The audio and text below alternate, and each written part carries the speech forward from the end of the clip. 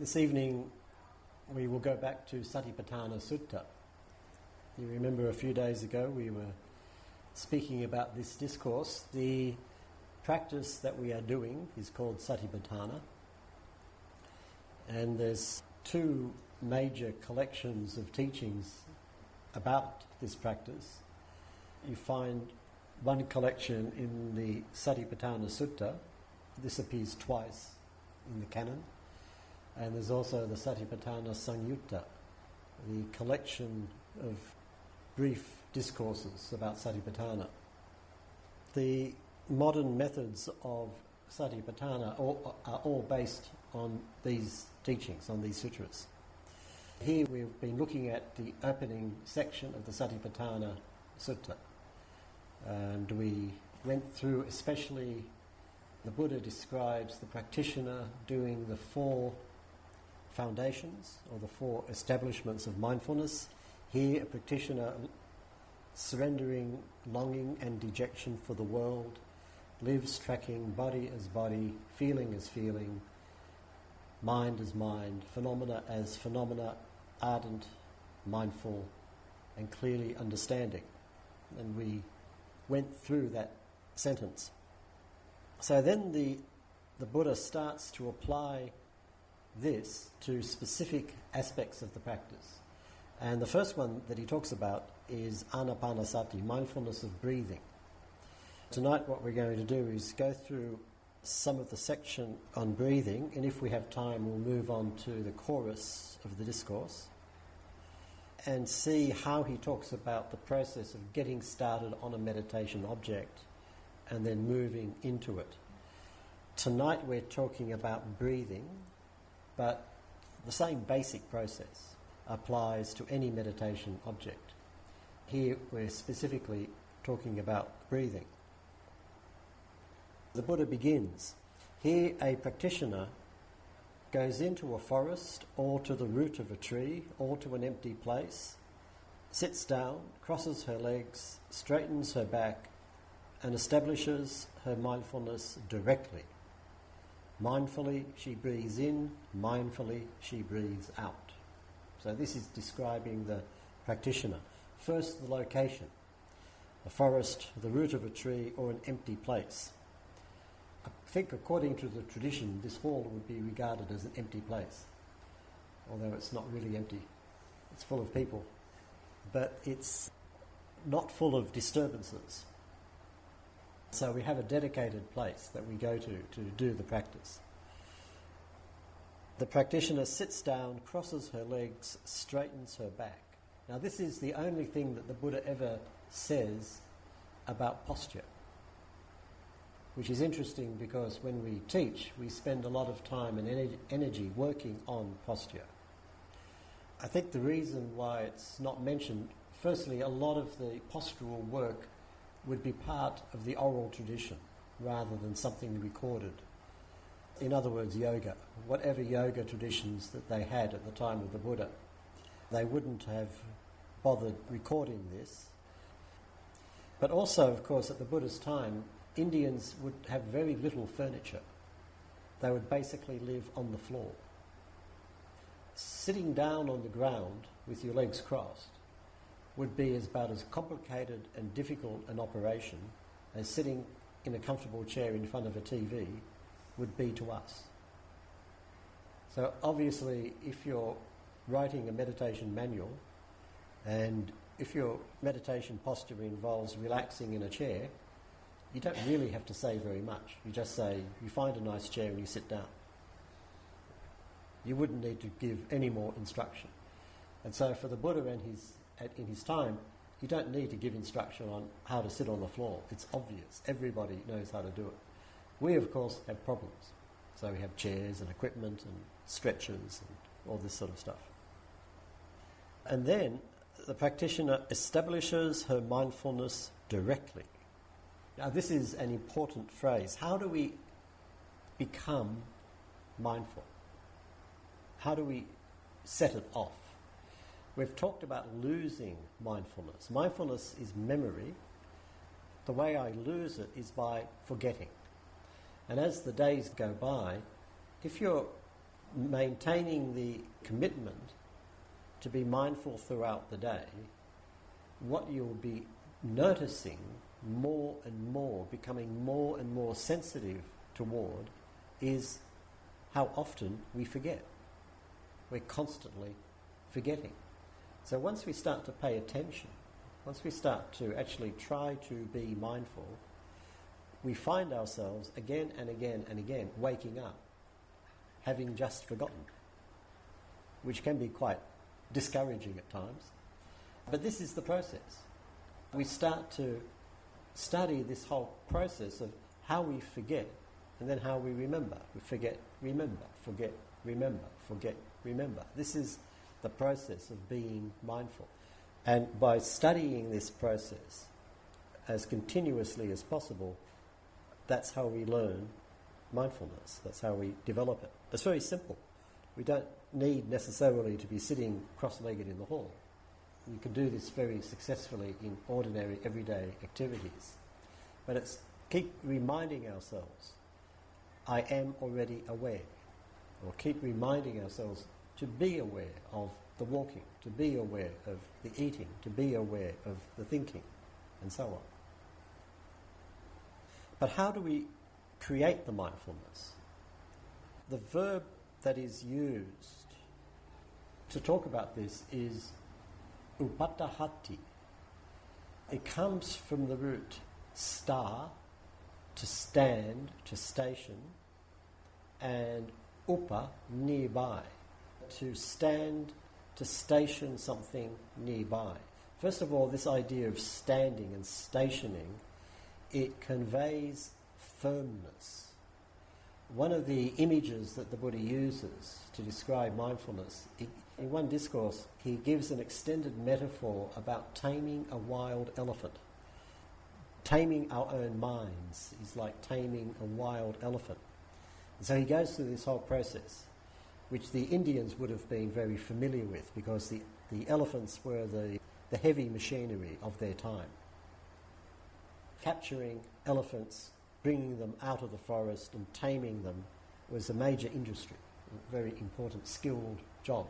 The Buddha is talking about this process, and he says at one point the trainer brings the elephant out of the forest to a place where there's a pillar or a post, a big post, firmly planted in the ground.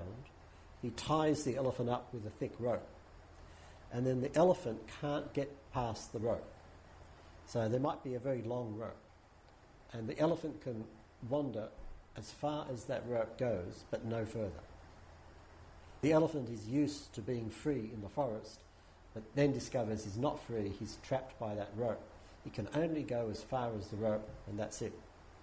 And then gradually the rope is shortened and the elephant starts to calm down. The Buddha says the elephant loses his forest habits and memories, and eventually he calms down. Mindfulness is the pillar. It's firmly grounded in the earth, and it keeps us in one place. It's like we come to meditate and we sit down, we construct a posture, and we plant ourselves on the earth. That's it. I'm not moving, and I'm following my experience. I'm watching what happens. It may be good, it may be bad, it may be peaceful, it may be restless. I don't care. I'm just going to sit here and watch it. So I'm planted firmly in the earth. Or in the walking, I'm going to walk up and down, and I'm just going to watch what happens. It may be good, it may be bad, I may like it, I may dislike it, doesn't matter. I'm just going to watch it. And this is the basic training of calming the wild mind. So mindfulness has this quality of firmness. It's solid. It's fixed in the earth. And this is establishing mindfulness. You make it solid. And you also get this idea of establishing the mindfulness, planting it. And this is done directly.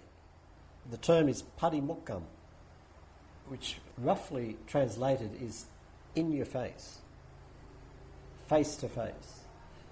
When we're noting a meditation object, we talk about noting the rising and falling, noting the secondary object. What this is talking about is a direct face-to-face encounter with the experience. Boom. Look it in the eyes. What is it? And this has a quality of directness to it. I like to give the example of, let's say someone comes in for interview and I say, how's it going? How's the meditation? They say, it's terrible. And I say, please describe meditation sitting period. And they might say, well, I sat down and tried to follow the breathing, but I couldn't because there was just so much thinking going on. And so it was a real struggle, and I got more and more frustrated because of this thinking, and finally I gave up. Has anything like this ever happened to you? No. Probably not. But it's amazing how many people will report this kind of experience. Now, if you were a meditation teacher, someone came in and they reported this, would you say that meditator was aware during the sitting? Yeah, I would. Because if they weren't aware, they could not have described it. They gave a very good description of the experience. So they must have been aware. Was the meditator mindful? I would say no. Why not? Because the meditator's attention was wobbling all over the place, not settled on anything. Now the meditator thinks that, of course, they couldn't be mindful because there's too much happening. But it's immediately, there are several objects of mindfulness that immediately present themselves as being obvious of what that meditator could have done. Number one, stop fooling about. Just examine the breathing. Don't make excuses. This is not a holiday camp. Put in some effort. Just do it. Okay, there's thinking. Okay, there's frustration. So what? Just follow the breathing. Make some effort. That's one possibility. This would have been the standard instruction that I would have received in Burma. The Sayadaws like this kind of instruction. Number two, you've got lots of thinking, and thinking is getting in the way of your meditation. Make thinking your meditation object, as we've been talking about as we had those exercises. Use thinking as the meditation object. Where is it? What is it? How do you know you are thinking? What does it feel like? Is it energetic? Is it dreamy? Is it strong? Is it weak? Where does it come from? Where does it go? Are there any gaps? You start to study the flow of the thinking. Could do that. Third possibility. You're getting really frustrated. Make frustration the meditation object. Frustration in some ways is easier than thinking. Thinking can be very rapid, unstable, difficult perhaps to get a hold of, but emotion, like frustration, is much more stable. You find it in the body. So when you feel frustration, where do you feel it? Where in the body do you feel it? What does it feel like? Is it heavy? Is it light? Is it wet? Is it dry? Is it strong? Is it weak? Is it the same or does it change? Make frustration your meditation object. 3 possibilities already. A 4th possibility. Take the awareness back and make the whole experience your meditation object. Be mindful of the whole experience of sitting there, trying to follow the breathing, but being interrupted by thinking and feeling frustrated. Make that whole package the meditation object and be mindful of that. You see, all these possibilities are there. But all of them have one thing in common: a direct face-to-face encounter with the experience. Face it. face to face, not hiding away from it, not looking in the other direction and wishing it would go away, but turn and face it. What is it? And directly engage with it. This is establishing mindfulness directly. This is the relationship to experience that we cultivate when we are doing a mindfulness practice. Fundamentally, it does not matter what the meditation object is. Anything can be an object of mindfulness. What matters is the relationship, to directly face it. Look it in the eye. That is my meditation object. This direct, face-to-face encounter. The Buddha says the first thing you've got to do is do that. Get directly engaged with the experience. You notice at this point he's not mentioning any meditation object. Could be anything.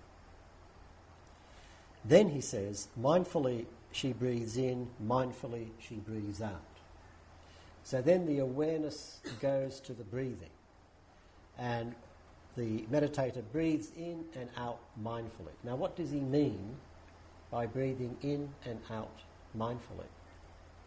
He means remembering it. Direct your awareness to the breathing process and remember it. Keep reminding yourself, oh, I'm breathing in, I'm breathing out, I'm breathing in, I'm breathing out. In the Mahasi approach, we use the naming, rising, falling, when we're using the movements in the abdomen. If you're not using that, you may use the term in, out, in, out. This is simply a way of reminding ourselves, oh, I'm breathing in now. Oh, I'm breathing out now. Oh, now I'm breathing in. And now I'm breathing out. It's reminding ourselves again and again. So this is mindfully she breathes in, mindfully she breathes out. Tracking the breathing, reminding oneself, this is what I'm doing, this is what I'm doing, this is what I'm doing. And then he goes on to say, breathing in a long breath, she understands she's breathing in a long breath. Breathing out a long breath, she understands she's breathing out a long breath. Breathing in a short breath, she understands she's breathing in a short breath. Breathing out a short breath, she understands she's breathing out a short breath. Now, first of all, you notice that you get this idea of long and short. Some people interpret this very literally, and so if you're working with breathing meditation, you might be told to deliberately breathe in long and then breathe out short, or you might be told specifically notice when it's long, notice when it's short. But I think really what he's getting at is you start to see the detail. So when we did the exercises on breathing, we included length. Is the movement associated with the inhalation longer or shorter than the movement associated with the exhalation? Is the movement associated with the exhalation longer or shorter than the movement associated with the inhalation? This is directing attention to long and short, to length. But you can go for other detail as well. Where is it? What shape is it? And so on. All the things we were talking about and more. So you see, it starts off general, just remembering the breathing, and from there it starts to get detailed, it starts to get specific. The details become important. So precision becomes important. We start to focus in on the object. What are the details of it? And the other thing you notice that the verb has changed. The basic verb is she understands she's breathing in long, breathing in short. Understands. This is pajanati, which is the verb from which you get panya, wisdom. Also, you get sampajanya, clear understanding. You see a shift. It's not just focusing in on the detail of the experience, but beginning to understand what it's doing, how it is doing. There's some intelligence being brought into it here. What is the breath doing? How does it behave? What influences it? Does it stay the same or does it change? How does it change? There's bringing some inquiry, some investigation into it, trying to understand the whole process. So it's like we're monitoring it over a period of time, getting to know it, what it does, how it does what it does, becoming familiar with it, with the meditation object. The wisdom faculty is being brought into action. Some very basic examples would be, some people might be following the breathing and the mind gets very dull. They might even start to fall asleep. Now, this could be simply because I'm physically tired. And if that's the case, the best thing to do is take a nap. Or it could be caused by the meditation itself. Regardless, if there's dullness, what I need to do is to watch it as soon as it begins. This is particularly important with dullness, because when the mind is dull, there's no energy. In order to investigate, I need energy. But if there's no energy, I can't do anything.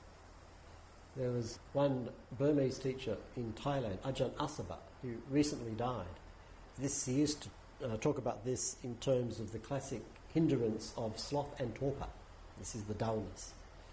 And he would say, sloth and torpor is number one communist. By that he meant, for him it was the worst of the hindrances, because by its very nature there was no energy with which to work with it. So it's important to catch it early. Now, catching it early is part of the understanding. I'm following the breathing and the mind is beginning to change. It's beginning to get a bit duller. If I'm just focused on the breathing, I won't notice. But if I'm monitoring the whole experience, I do notice. This is odd, this is interesting. The mind is getting dull.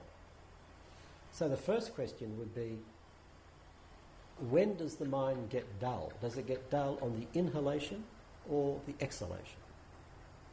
Sometimes I ask that question in the interview, and often the meditator would say, I don't know. To which the answer is, find out. Have a look. And often when you look, you find it's on the exhalation. Because on the exhalation is when the body relaxes. And also the chi, the energy, the air element goes up, boom, into the head. Often that's when the dullness starts, and that's how it develops. If you notice that, then you start to take action. One possibility is you just follow the inhalation, and on the exhalation you start to look at physical sensation. Inhalation, sensation. Inhalation, sensation. Another possibility would be you drop the breathing altogether and do sitting touching.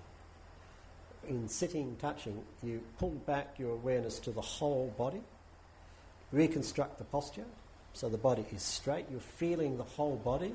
You'll find the sensations at the base of the body very strong. And then from there, you ask yourself, what is the clearest, strongest sensation right now? And you send the awareness there. And then you pull the awareness back. Where is the clearest, strongest sensation right now? Send it there. Pull it back. Where is it now? Boom. Pull it back. Where is it now? Boom. And start moving the point of awareness from one sensation to another to another. Looking for the clearest, strongest, most obvious sensation. So you start to move the point of awareness around. You don't know where the next place will be. So you have to stay alert. The fact that you're deliberately moving the point of awareness around takes energy and it generates energy. So the mind becomes energized, and then at some point the breathing becomes apparent again, just becomes obvious, and then you might go back to the breathing. This is part of the understanding process. It's monitoring the situation and taking action to fix the problem. Then the Buddha goes on, she trains herself to breathe in, experiencing the whole body. She trains herself to breathe out, experiencing the whole body. Suddenly you get a switch in the meditation object. It's not the breathing, it's the whole body. Sabakaya. Literally it means the whole body, the complete body, all of the body. In the Theravada orthodoxy, this is interpreted as meaning the whole body of the breath. You follow the breathing from its very beginning to the very end and back again. Personally, this does not make a huge amount of sense to me. I suspect it means literally what it says, which is you open the awareness out to the whole body. Now, this would not be compulsory. The Buddha is suggesting a trajectory. You should never take these instructions mechanically. It's alive. It depends on what works for you at this time. But we've been talking about how sometimes we focus in on an object, on a narrow area. Sometimes we open out. And here the Buddha is talking about opening out to the whole body. And this could mean following the air element throughout the entire body, or it could mean simply opening out to the whole body, but in the context it's more likely to be following the air element, the movement throughout the entire body. Notice he says she trains herself. So here you get this element of training coming in. The whole enterprise is becoming more sophisticated, and so there's more training involved. And the verb that gets translated as experiencing is patisamvedati. Now, vedati is the verb from which we get vedana, feeling. We mentioned briefly before the verb vedati, from which we get vedana, means both to feel and to experience. So you get this verb patisamvedati. The prefixes which get added on add a certain emphasis to the verb. But essentially what the Buddha is talking about is a becoming much more intimate with the experience. At first, it's like we're watching from a distance. But the more we get into the meditation experience, the closer and closer and closer and closer we get to it. There's a growing sense of intimacy with the experience, and this is conveyed by this verb. We're getting closer and closer and closer and closer and closer and closer. We experimented with the difference between watching the breathing and feeling the breathing. And some people report that when they feel the breathing, it's like they're closer, they're in it. And sometimes they say, well, I am the breathing. Whereas when there's a watching, there's a sense of separation, distance, detachment. This is the process that the Buddha is talking about, going into the meditation object, becoming more and more intimate with it. So there's an increasing intimacy in the whole process of meditation. And then he says, she trains herself to breathe in, calming the body formation. She trains herself to breathe out, calming the body formation. Again, there's the breathing in and the breathing out. Here we have a training. This is something that needs to be learned and developed. And what's happening is the calming of the body formation or the body construction. This is kaya sankhara. Now, the kaya sankhara, what is that? Again, the Theravada orthodoxy would say, well, it's the breathing. Because the body is somehow constructed by the air element. But again, I think this is a bit artificial. The commentaries were written by academics, medieval academics. I think one of the problems that happened to Buddhism over its 2,500 years is that in every tradition it fell into the hands of the academics, and it's barely survived. Practitioners have a very practical understanding of experience. When academics get there, they need to create little tidy systems, ideological systems that fit in with whatever belief system they have at the time. And so I think it's important when you come across any kind of academic text about the practice, whether it's ancient or modern, to be careful with it. Is the person really speaking of experience from experience? As practitioners, we are guided by the academics, by the theory, but we always measure the theory up against experience. Does it work according to the experience? If it doesn't, let it go. The experience is always the bedrock. It's always the guide. We read the theory against our experience. Compare experience with the theory, and if the theory does not fit the experience, out it goes. Maybe it'll come back later on because our experience will change. But we stick with the experience. So if we ask, okay, the body formation, what is it that forms, that constructs the body? What's the Buddha getting at here? I think what he's getting at is discovering through the breathing, in this case, the conditionality of the body. Remember we talked about dependent arising, in particular when we were talking about the four truths. Where you have craving, you have dukkha. Where you have no craving, you have no dukkha. You have a relationship going. Where you get this, you get that. If you don't have this, that doesn't happen. The Buddha expresses this principle in a little verse that occurs again and again and again throughout the suttas. He says, when this is, that is. From the arising of this, that arises. When this is not, that is not. From the cessation of this, that ceases. Conditionality. If I find this, I'll find that. And we've been talking about this also in terms of the development of insight. We're tracking our experience in order to understand a process. And again, you get this idea of understanding. And for the Buddha, understanding always takes the form of seeing how one thing conditions another. So, for example, I might be following the breathing and I notice that the body is getting tense. What's the relationship between tension in the body and the breathing? It could be the amount of effort I'm putting into the breathing. The effort I'm putting into the breathing is tensing the body. The effort is the body formation. It's constructing the body as we experience it at that time. Or I might notice as I'm sitting there following the breathing, and as I go through the sitting, the posture is slumping more and more. So I start off upright and I sink down. What's conditioning, what's feeding that process? Is it something to do with the breathing? Is it that I'm not making enough effort?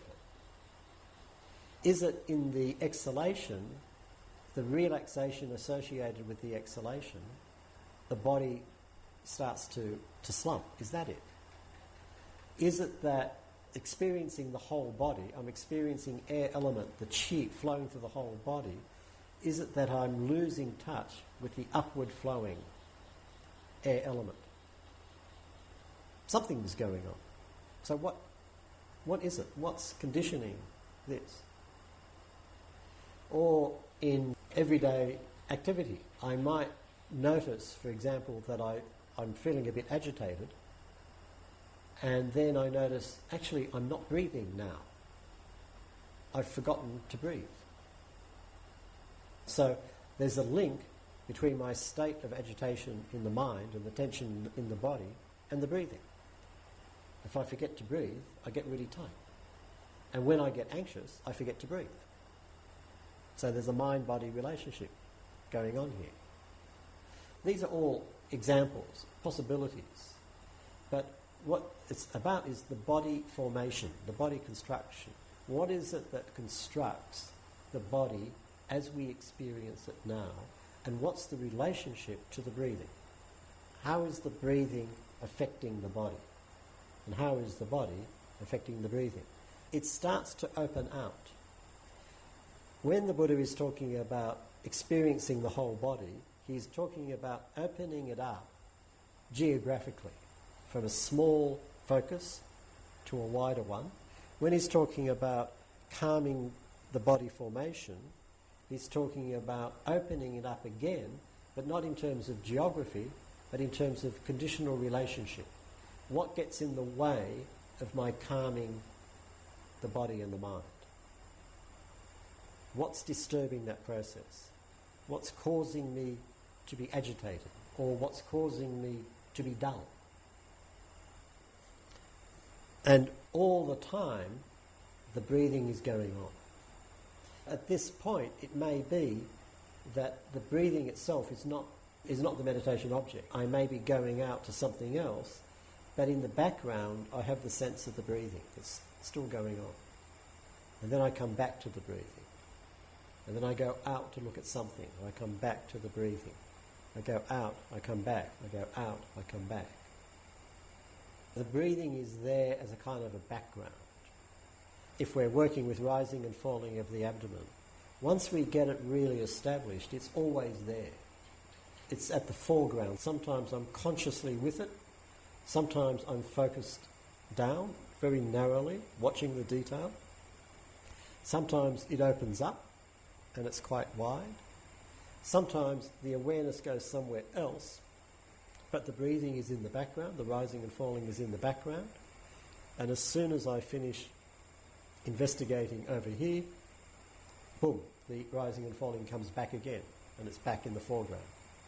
There's all these different things going on as part of this process, but you notice that the two basic directions, first of all, becoming more and more intimate with the experience, and secondly, opening out and seeing what's happening throughout the whole picture. How is this conditioning that? How does this affect that? So it starts to open out. So going in and opening out. And here, using breathing as the primary object, at the centre of the whole thing is the relationship to the breathing. Then we come to the insight section. So up to now the Buddha has been talking about, we could say, the mechanics of the practice. And then he turns to the insight aspect. And this is the chorus of the sutta. In the Satipaṭṭhāna Sutta, the full version, there are 21 sections. So you've got 21 different possible meditation objects that are being listed. And at the end of each section, there's the chorus. The chorus has a central place, and it's like the chorus in a song. When you sing a popular song, you have a verse, then the chorus. A verse, the chorus. A verse, the chorus. The verses give you a story, which is unfolding. The chorus gives you the essence of the whole thing. This chorus in the Satipaṭṭhāna Sutta is giving the essence of the whole thing. The Buddha is describing the practitioner. She lives tracking body as body internally, or she lives tracking body as body externally, or she lives tracking body as body both internally and externally. Remember, he started by saying she lives tracking body as body. Then as an example, he goes through the breathing. And then he comes back to she lives tracking body as body internally or externally, or both internally and externally. What does he mean by internally and externally? And why is it important? Internally is pretty obvious, isn't it? It's like, what's going on here? I'm following the breathing, I'm following sensation, etc. Externally is what's going on out there. This is, again, it's an opening out. Some interpreters would say, well, this is noticing other people breathing, which seems a bit odd. But I don't think it's meant to be that narrow. I think he's getting at something else. When I'm meditating, I'm working internally. I'm looking at this whole process. And I can see that the physical processes come and go according to conditions. They keep changing, and they come and go according to conditions. And also there's the mind. And the mind conditions the body, and the body conditions the mind, And the mind processes are coming and going. Things are coming and going all the time. And as I follow my own behaviour throughout the day, I can see that it's conditioned by all these things happening. I then look out, let's say, in this example, my fellow meditators, and I look at what they are doing. And I realise they are being conditioned in exactly the same way that I am. I'm doing the walking meditation, and I turn to come back to my seat, and I notice one meditator going,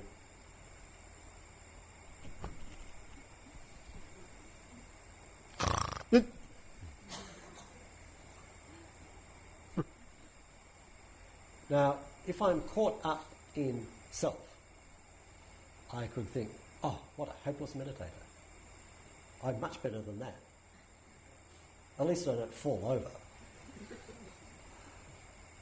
I'm glad people don't see me like that. That must be so embarrassing. It's disgraceful. But of course, when it happens to me, I think, oh, this is terrible. I can't meditate. Everyone's looking at me. I'm humiliated. I have to run away. But if I run away, they'll even laugh at me more. When we're used to seeing the flow of experience as just conditions, we can recognise, oh yes, just as my mind becomes dull when conditions are such, so their mind becomes dull when conditions are such. Just as I have problems with this, they have problems with this. It's the same. We are the same. I realise that what I'm seeing in here is actually the same thing which is happening out there. And what's happening out there is what's happening in here. The boundaries of the self, the sense of me and everyone else, starts to weaken, starts to dissolve. And this is an aspect of anatta, of not self, which we'll be talking about probably tomorrow night. So I think what the Buddha is getting at here is he's getting at the arising of a sense of not self is starting to come. Because we talked about last night the whole idea of the dharmas, that rather than this is a mug full of water completely separate from me and independent of me, when I stick to the nature, the flow of experience, I recognise, well, this is actually the act of seeing, the act of wanting, the act of reaching, the act of touching, etc. These are the flow of the dharmas, the flow of events. I can see it in here, and from in here it starts to extend out. I can see it's out there too. That it's just the flow of events. Conditions are such, and this is the way they move. It's universal. So this is a kind of an even further opening up here to the beginnings of an understanding of anatta. And then the Buddha goes on further. She lives tracking the nature of arising as body. She lives tracking the nature of ceasing as body. She lives tracking both the nature of arising and the nature of ceasing as body. Now here we get a major turning point in the meditation practice. And this is where insight meditation begins. Satipaṭṭhāna is more than insight meditation. It includes serenity as well. Sometimes when people are meditating, there's not much happening in terms of investigation. They're just following, let's say, the breathing, whatever it is. In, out, the mind is getting peaceful and clear. Sometimes people complain about this, oh, there's nothing happening, or the mind is blank, or I'm not investigating, this is terrible. But actually, it's just developing serenity, developing the peace that we need in order to penetrate beneath the surface of things. And it's an essential part of Satipaṭṭhāna. But at some point, there's a shift, and this has to do with arising and ceasing, with impermanence. If I'm following experience in the way that we've been talking about, one thing that becomes obvious is that experience is always changing. It never stays the same. Let's say I'm following the breathing. I'm following the breathing and I notice it always changes. But if I think like that, I'm saying there's one thing, the breathing, and it's subject to change. In the foreground is the breathing, and in the background I notice that it changes.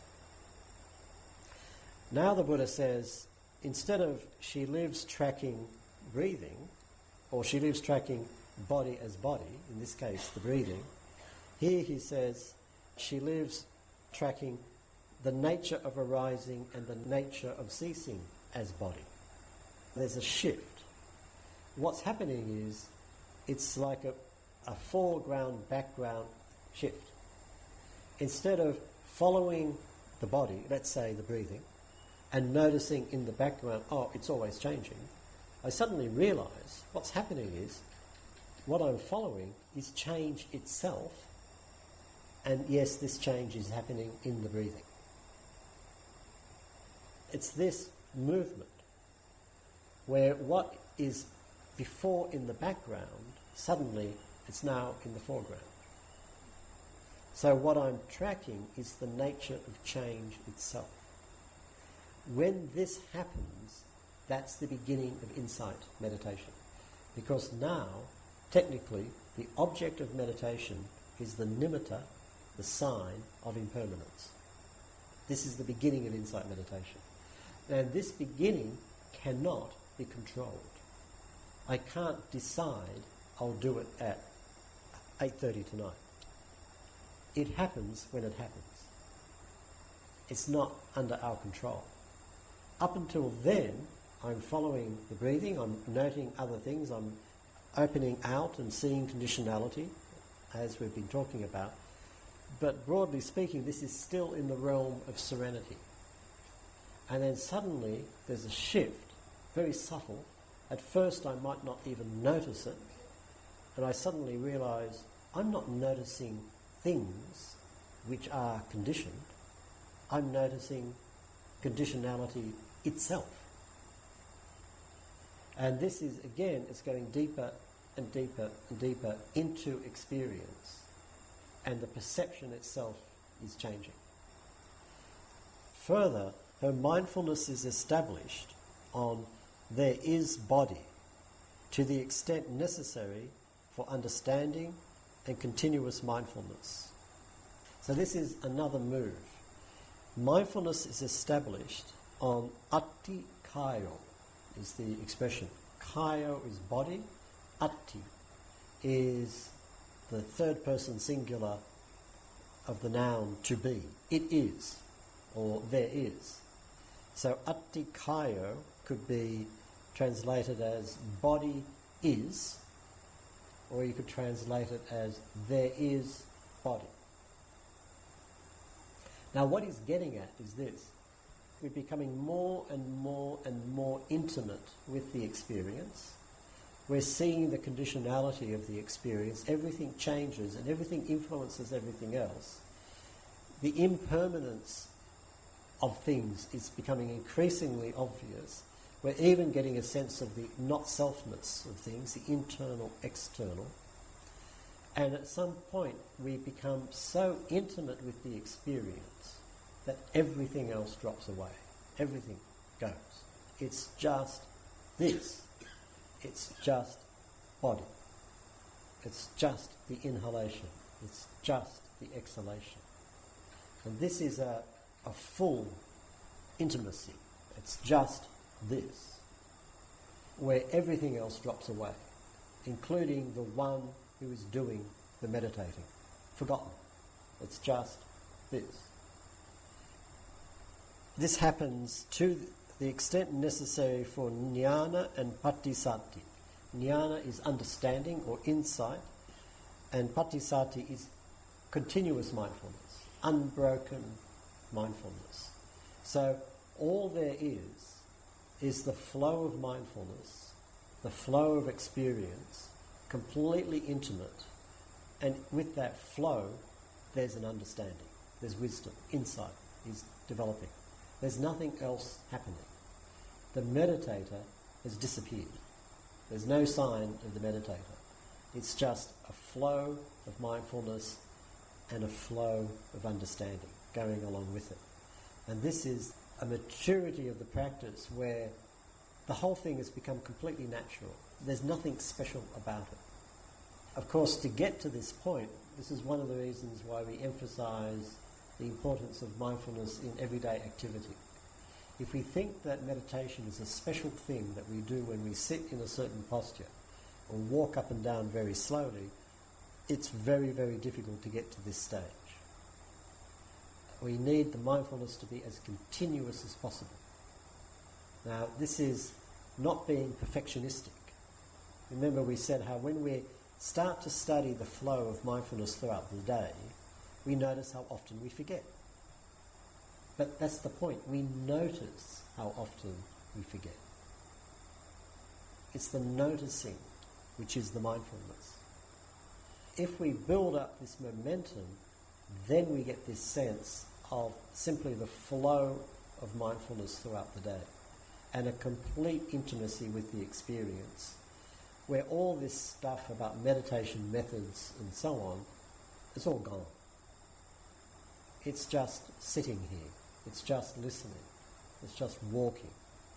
It's just talking. It's just eating. It's just washing, etc. And then the Buddha says, and she lives independently, not clinging to anything in the world. Here you have the idea of dependence and clinging. Now normally we depend on and we cling to certain things. So for example, if I'm a meditator, I come to SBS to do a retreat, I depend on, I cling to the idea that I should be making progress in my meditation practice. And so I constantly judge the experience. Is it good enough? Is it not good enough? Is this sitting okay? Do I give it a tick or do I cross it off? We depend upon things. We cling to things. So I've got to have this. I've got to be that person. I have to appear the right way in front of people. Or I've got to have the right experience, and so on. The Buddha is talking about the maturity of the practice where I'm not dependent upon anything. I'm not holding on to anything. She lives independently, not clinging to anything in the world. This is the maturity of the practice. This is as far as the practice itself will take us. Technically, this would be when equanimity has become strong and is predominant in the experience. And then he finishes, this is how a practitioner lives, tracking body as body. So this last section is about the arising of insight and, again, the different facets of that. Not necessarily in that order. You know, don't take it in a linear way. First this, then this, then this, then this. You may get a flash of one thing and then it's gone. Then you get a flash of something else and then it's gone. The way the practice works, and especially the way insight works, is it's not linear. Sometimes you see something completely unexpected, and even, according to the books, out of order. One of the odd things about being a teacher is you get to see this among meditators. Sometimes a meditator who's just starting out will come in and give a report about an experience, and you think, what on earth is this person doing with that experience? That shouldn't be happening for 5 or 10 years at least. They've got no business being there. But just spontaneously, innocently, there it is. So things can happen in any order, in any kind of way. But what the Buddha is doing is presenting an overall framework that we can get a sense of, the general sense of direction and the sorts of things that might happen. We can see the continuity of mindfulness. He begins by saying the practitioner lives tracking body as body. Towards the end he's saying mindfulness is established on body is, or there is body, to the extent necessary for understanding and continuous mindfulness. So the continuous mindfulness shows maturity. You notice the importance of continuity. Again and again that's emphasized. Keep it going all the time. It's not huge effort all the time, but it is reminding ourselves again and again I am already aware. I don't have to do anything to be aware. I just have to remind myself I am already aware. And so sometimes there's a lot of energy and there's a lot of concentration. Other times it's very ordinary. But the continuity of the mindfulness. And secondly, the going into the meditation object, becoming more precise with it. When we see the precision, that's when impermanence becomes apparent. The more precise we are, the more obvious impermanence becomes. The intimacy, the feeling aspect. We feel our way into the experience, become increasingly intimate with the experience. We open up the whole body geographically, but we also open up to the whole network of conditional relationships. We begin to recognise that what's true in here is also true out there. What's true out there is true in here. So it really starts to open up. Impermanence itself becomes the meditation object. The fact of change itself becomes the meditation object. And again, a full intimacy. There is body. The Buddha is returning to this theme of intimacy. And what this leads to is to live independently, not clinging to anything in the world. And one of the signs of progress in meditation is precisely this sense of independence. I know what I'm doing. I know what my experience is, and I know what I'm doing. One of the reasons in the interviews I keep asking, so what's the experience? A person might say, well, I'm following the breathing, and I'm doing pretty well. I'm staying with it for 30 minutes. And I might say, so what's the experience of the breathing? You've been looking at it for 30 minutes. So what is it? What does it do? Where is it? Etc. It's to stimulate this sense of precision, that I'm really watching it. And it's partly to stimulate a sense of confidence. I know what my experience is. I'm not in any doubt about my experience. This is what it is. And from that comes a confidence in what we're doing. I know what I'm doing. And so we start to become independent of what we read as being the correct meditation method. Everyone's trying to sell us the correct meditation method. But we're the ones who have to find out what it is. In the maturity of the practice, you have independence.